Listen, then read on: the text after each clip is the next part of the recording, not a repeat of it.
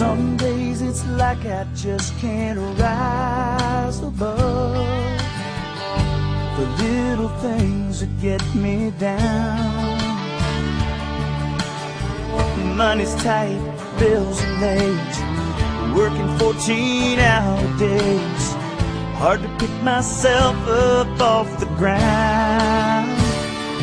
Anytime I'm feeling blue, need a change of altitude, I only have to think of you and me. Everything becomes so clear, high above the stratosphere, flying without any fear. I reach for heaven, it's just a kiss away. Difícil en la vida de Pedro, Pedro el apóstol. ¿Cómo se llamaba normalmente Pedro? ¿Cómo se llamaba? Simón. Simón. De ahí viene el Simón, ¿verdad? En México dicen Simón, ¿verdad? De ahí viene el Simón, ¿verdad? Vamos a ver Marcos capítulo 8 versículo 33 y vamos a ver qué experiencia tuvo Pedro cuando trató con Jesús muy de cerca. Marcos capítulo 8, versículo 33. Y esta enseñanza, hermanos, va para todos, porque Jesús va con nosotros todos los días. ¿Cuántos dicen amén, hermanos? Y esto te puede pasar a ti. Dile que está al lado, esto te puede pasar a ti. A ver, dígale a alguien, esto te puede pasar a ti. Aleluya. Vamos a ver uno de los momentos más difíciles en la vida de Pedro, el apóstol. ¿Sabe cuál fue el momento más difícil? Las reprensiones de Jesús. ¿Cuántos se imaginan a un Jesús, hermano, al lado de los discípulos? Un Jesús indiferente, un Jesús que no le importaban los discípulos. Al contrario, a Jesús le importaban los discípulos. A su nombre. ¿Cuántos creen que Dios te importa? ¿Cuántos creen que Dios te ama? A ver, levante la mano, levante la mano. ¿Sí? Y yo quiero que se conecte el mensaje. Saque un momento de su pensamiento, cualquier cosa que no tenga nada que ver en esta mañana con el mensaje. Yo a veces digo, hermano, estoy predicando y la gente me ve, pero a veces veo como que me ven, pero les hago así de frente y siguen viendo hacia enfrente, así como que ¿qué están pensando, no? Aleluya. Vamos a leer la palabra a Marcos 8:33. Dice la palabra del Señor, dígale en el nombre del Padre, del Hijo y del Espíritu Santo. Vamos a leerlo juntos. Pero él, cuando dice pero él, habla de Jesús, volviéndose y mirando a quienes. ¿Cómo dice ahí? ¿Cuántos son discípulos de Jesús? Levante la mano. Ahorita voy a enseñar qué es un discípulo de Jesús. Mire, hablar de iglesia no solamente es hablar de venir a escuchar un mensaje, sino de hacer la voluntad de Dios. ¿Cuántos quieren hacer la voluntad de Dios? Levanta la mano. ¿Sabes qué te va a llevar al cielo? Hacer la voluntad de Dios. Recibir a Cristo como tu Salvador, pero hacer la voluntad de Dios. A su nombre. Por eso dice la palabra, pero él volviéndose y mirando a los discípulos, reprendió a Pedro. Diga, reprendió a Pedro. Diga fuerte, reprendió a Pedro. ¿A cuánto le gustan las reprensiones? Levante la mano. A nadie. A nadie le gusta la reprensión. Pregúntale a los hijos, ¿te gusta que te regañen? ¿Y qué te van a decir? No, naranjas, ¿por qué? A Pedro no le gustaban las reprensiones, pero tuvo que lidiar con ellas, porque Jesús le quería enseñar. ¿Cuántos quieren ser enseñados por Jesús? Levanta la mano. Pues algún momento Jesús te va a reprender por alguna cosa que has hecho mal. Por eso dice la palabra en el verso 33, le reprendió a Pedro y le dijo, ¿cómo le dijo? A ver, esa parte está difícil. Quítate de delante de mí. ¿Cómo le dijo? Chanclas. Le dijo, quítate de delante de mí. No está diciendo que era el diablo Pedro, pero lo comparó a... Y le voy a explicar por qué. Jesús no decía las cosas por decirlas, muchachos. Jesús sabía por qué las decía.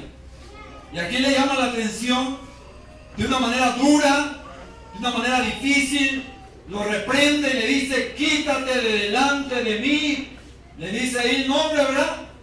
Porque no pones la mira en las cosas de Dios.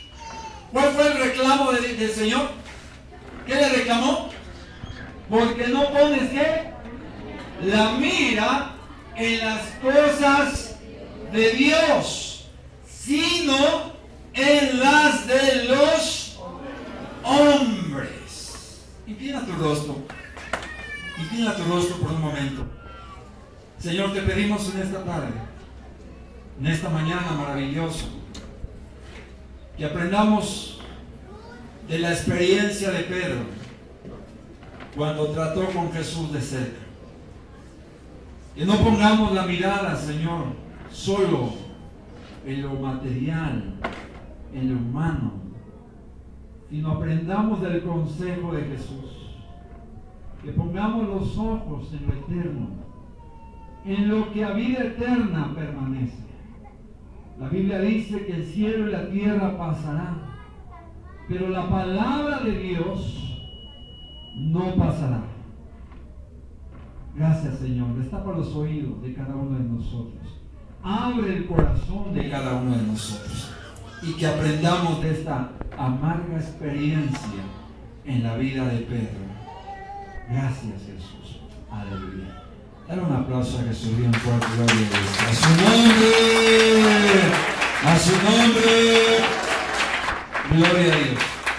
Así que, hermano, estamos leyendo ahí, pero vamos a ver la historia completa. Vamos a ir al verso de arriba, al versículo 31. ¿Estamos ahí? ¿Por qué Pedro reaccionó así? Porque Jesús les anunció ¿qué? Su muerte. Cuando Jesús le anuncia su muerte a los discípulos, Pedro le molesta algo. ¿Qué es lo que le molesta? Le voy a decir lo que le molesta. Aleluya. ¿Sabe qué le molesta? Que por 3 años y medio caminó con Jesús y un día el Señor se levanta y le dice, muchachos, voy a morir. Es necesario que muera. Y eso a Pedro le molestó. Y no le molestó como una molestia de algo que le ofendió, sino le molestó porque diciendo, pero ¿cómo? Si tú eres el maestro. Tú eres el que sana a los enfermos. Tú eres el que levanta a los muertos. ¿Y cómo te levantas una mañana y nos dices que te vas a morir? Vamos a ver la escritura en el verso 31. Jesús anuncia su muerte y comenzó a enseñarles que le era necesario, diga, que le era necesario al Hijo del Hombre padecer mucho. Diga, padecer mucho. Otra vez dígalo, padecer mucho. Te voy a dar un consejo. Cuando tengas problemas, cuando padezcas por algún problema, acuérdate del padecimiento de Cristo. Y vas a darte cuenta que no has padecido nada. Cuando tengas un sufrimiento, acuérdate del sufrimiento de Jesús. Y te vas a dar cuenta que no has sufrido nada comparado a lo que Él pasó. Por eso dice en el verso 31, le era necesario al Hijo del Hombre padecer mucho y ser desechado por los ancianos, por los principales sacerdotes y por los escribas, y ser muerto. Jesús tenía que morir. ¿No es cierto, muchachos? ¿Para qué tenía que morir? ¿Para qué tenía que morir? A ver, ¿para qué tenía que morir? para darnos vida a nosotros. ¿Alguien tiene vida en Cristo? ¿Alguien tiene vida en Cristo? Ah, ya despertaron. Él tenía que morir. Pero también les dijo, aparte de que les dijo, voy a sufrir, voy a ser desechado y voy a morir, también les dijo, voy a resucitar. ¿Cuántos dicen gloria a Dios, hermano? ¿Cuántos creen que algún día van a resucitar? Levanten la mano. Si Cristo viene antes, nos vamos transformaditos. ¿Cuántos dicen gloria a Dios? Dice la Biblia que en una abrir y cerrar de ojos seremos transformados, pero eso si vienen las nubes antes. Pero si la muerte llega antes, tenemos la promesa de la resurrección. A su nombre. ¿Alguien quiere resucitar en Cristo? La Biblia dice que los muertos en Cristo resucitarán primero. ¿Cuántos quieren ser de los primeros? A ver, levante la mano. 2, 3, 4. Lo demás yo me quedo a lo último, ¿verdad? Yo quiero ver el lago de fuego, dicen algunos. No, ni te lo recomiendo. Él les dijo que iba a resucitar después de ¿cuántos días? A los 3 días. Yo te voy a dar un consejo, ahí le va, agárralo.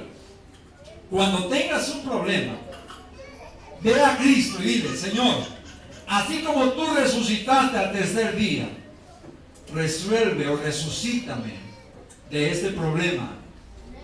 ¿Cuánto dice gloria a Dios, hermano? Cuando veas que la cosa está de cabeza, dile, Señor, resucita esto.